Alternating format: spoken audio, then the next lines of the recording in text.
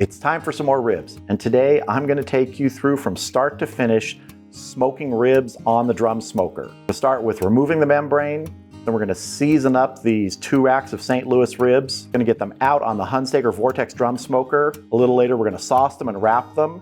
Then we'll take them out of the wrap and let them finish in a final bath of smoke. And when everything is done, we're going to have some fantastic ribs today.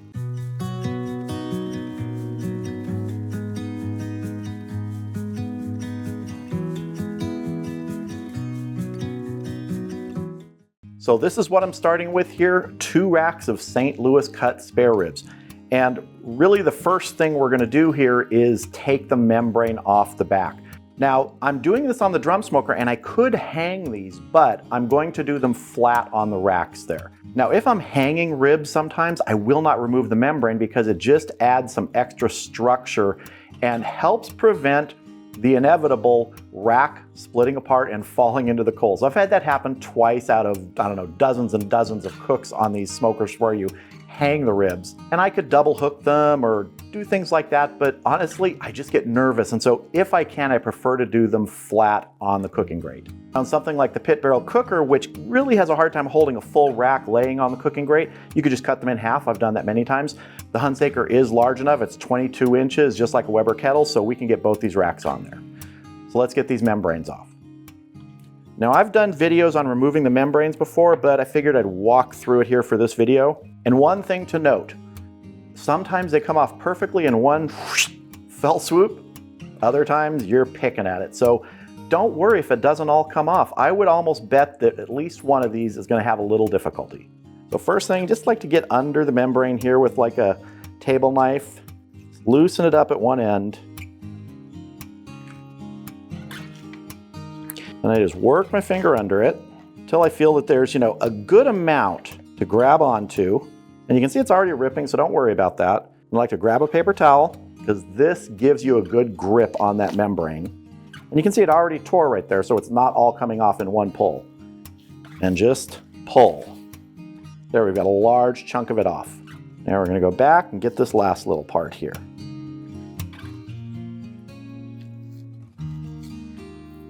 There we go. One down, let's get the other one.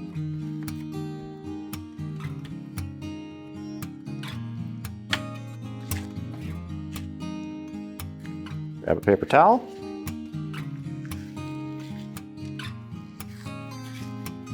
That one came off much easier.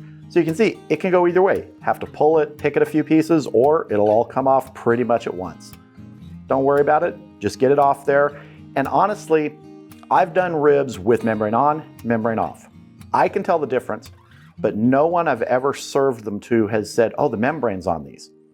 If you can't get it off, or if you're hanging and you want some of that extra structure, in my opinion, almost no one's gonna notice as long as you cook it well, have good flavor. That's just my opinion. But these are gonna be on the rack, laying flat, so might as well get the membrane off there. Allows more of the penetration of smoke and flavor through this back side where the bones are. Let's go ahead and get these rubbed up. Now I'm going to be using a combination of rubs today, and both are from Heaven Made Products. Now I'm going to put a link down in the video description. Michael from Heaven Made Products has always been very nice, a supporter of the channel, and there is a coupon code down there. So if you do want to order any of his rubs, you can get, I think it's 10% off, but always check and see what the discount is. I don't get anything from that. This is just a discount for you guys. So fantastic rubs. His It's Incredible is, in my opinion, probably the best all-around rub for anything, and especially chicken. I love that on chicken. But today I'm going to be using his Texas Best Rib Rub. And in addition to that, I'm going to be using something he sent me quite a while back. I don't even know if they sell it. It's called granulated sugar. So it's sort of a granulated brown sugar, and it's really nice. So I like my ribs to have some sweetness to them. And if I can get that in the rub, like adding brown sugar, I do it if I make my own, or in the sauce. But here I'm going to be using sort of a little bit of a layering system. First, we're going to go with some of that granulated sugar. And I don't need a binder on this because there's plenty of surface moisture. But you can see it's just like granular. And it just smells like a really rich brown sugar.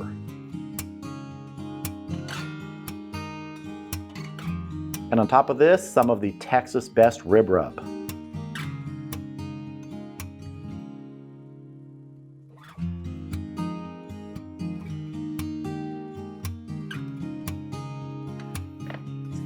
side.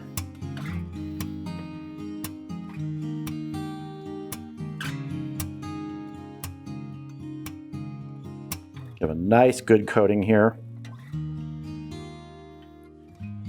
Get our edges. All right, so this is gonna sit in the refrigerator uncovered for probably 45 minutes, an hour. That'll allow it to sweat a little bit, let that rub adhere even more. Plus, it'll give me time to get outside and fire up the Hunsaker Vortex drum smoker.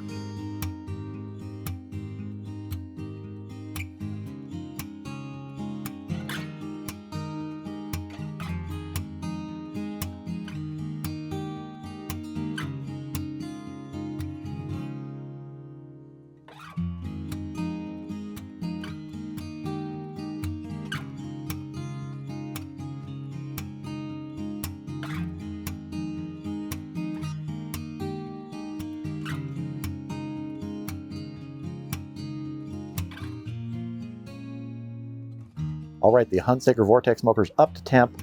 Gonna run between 275 and 300 today, probably closer to that 275 once I dial it in. But let's get these ribs on.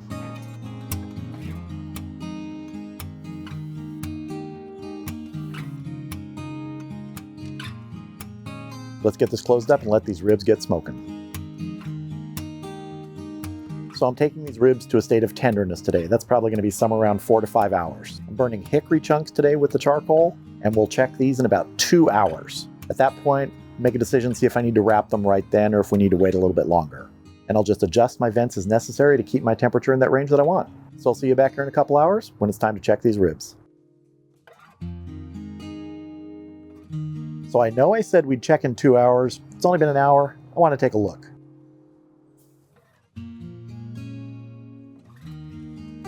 These are looking really nice. See, we're already starting to get pull back from the bone there. That's good. The surface, nice and moist. Don't need to spritz these, plenty of moisture there. So let's close this up, let these keep going. And I'll see you back here in about an hour when it would be the 2 hours I initially said. All right, we are at that 2 hour mark and it's time to check these ribs. So I want to show you how I determine their tenderness and their state and if I'm ready to wrap them. These are looking good and they're smelling great. So the first thing is the visual cue of the meat pulling away from the bones, which is pretty obvious here. So we're getting some good tenderness beginning. Next thing I want to do is just do a little probing with my temperature probe. And I can still feel a little resistance, but my favorite way to really sort of gauge tenderness is what I call the flex test. It's just lifting one of the racks up and seeing how much it flexes.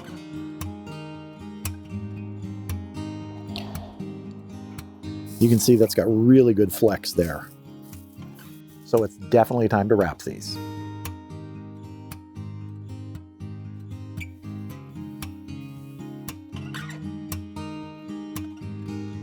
First thing I want to do is add some moisture, and this is just a 50-50 mix of apple cider vinegar and water. I'm going to spray around the ribs.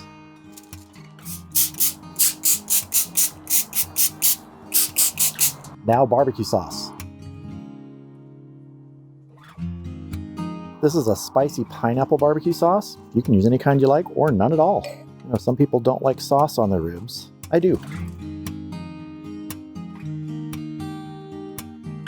Double wrapping this. We'll get this back on the smoker.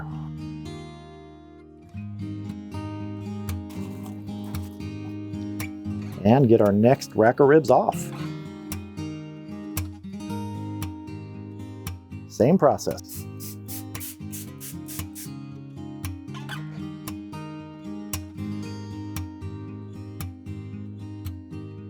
Rack 2 back on the smoker.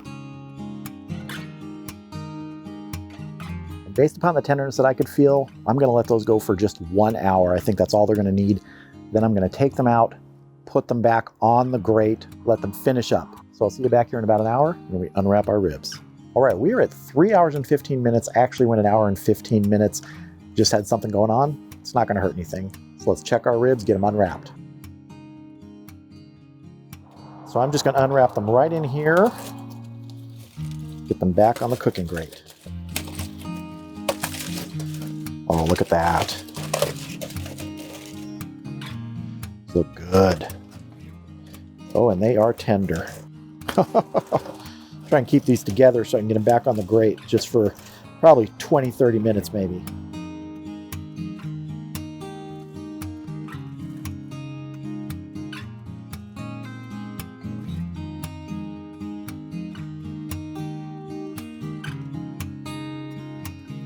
Again, super tender.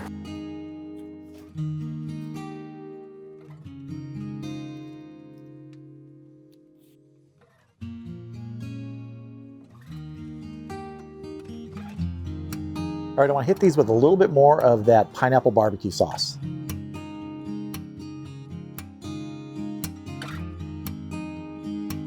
Gently brush this. Let's get a nice glaze on here. All right, I'm going to close this up, let these go for about 20 minutes to finish up, and let that final glaze of our sauce set. So I'll see you back here in about 20 minutes. All right, we've been going 20 minutes. Let's take a look at these, and I'm pretty sure it's time to get them off.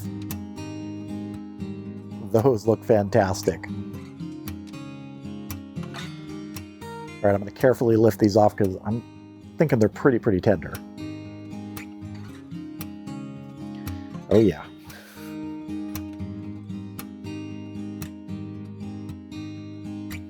All right, I'm going to get these inside, let them cool for just a few minutes before we cut in.